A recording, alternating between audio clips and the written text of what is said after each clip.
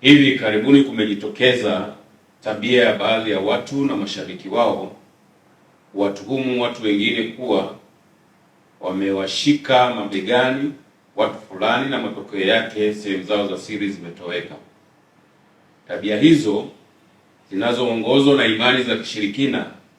zilianza kuibuka maeneo ya Tunduma, mkoa wa Songwe, Aprili 1, 2026 na kusababisha vifo vya watu 5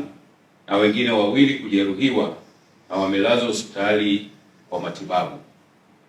Tabia hiyo pia imejitokeza Aprili 3, 2026 huko Makongoros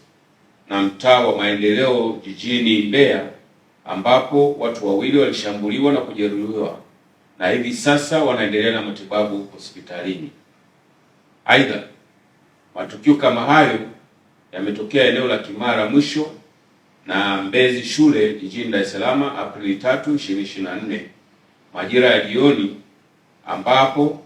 watu 2 wanaume nao walituhumiwa kuwa wamewagusa watu mabegani na matokeo yake sehemu zao za siri zikatoweka.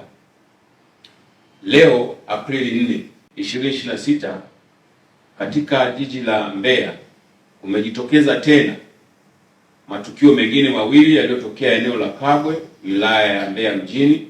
na Double-J Kalumburu, wilaya ya Kyela, ambapo watu 2 wamejeruhiwa kwa kutuhuma hizo za uzushi, ambapo mmoja wa anayedai kufanyiwa hivyo alipofanyiwa uchunguzi na madaktari, sehemu zake zilikutwa zipo na hazina tatizo lolote. Tabia hizi zinazoongozwa na imani za kishirikina, mihemko ya kishabiki na malengo ambayo hayajabainika hazina ukweli wowote, kwani wanaodaiwa kuguswa bega na sehemu zao za siri kutoweka walipokaguliwa, sehemu zao za siri zilikutwa zikiwa maeneo yake kama kawaida, na maeneo mengine anayedaiwa kufanyiwa hivyo alipotafutwa hakuonekana, na wala waliokuwa wanashabikia na kuwa wazungumzaji wakuu wakielezea uzushi huo walipotakiwa kumuonyesha aliyechukuliwa sehemu za siri hakuweza kumuonyesha wala kutoa udhibitisho wa alichokuwa anaeleza kwa mbwembwe na kusambaza kwenye mitandao ya kijamii. Jeshi la Polisi linatoa onyo kali kwa wote wale wanaoendekeza uzushi na tabia hizi zinazoongozwa na imani za kishirikina zilizopitwa na wakati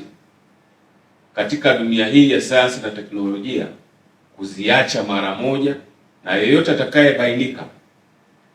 kuziendekeza pamoja na mashabiki wao watakamatwa kwa hatua zingine za kisheria, kwa sababu tabia hizo za uzushi zinahatarisha maisha ya watu kama ambavyo imeshasababisha vifo vya watu 5 na majeruhi. Aidha, Jeshi la Polisi linaendelea kuchunguza walioandaa na kuzusha uvumi huu ni akina nani na malengo yao ni nini.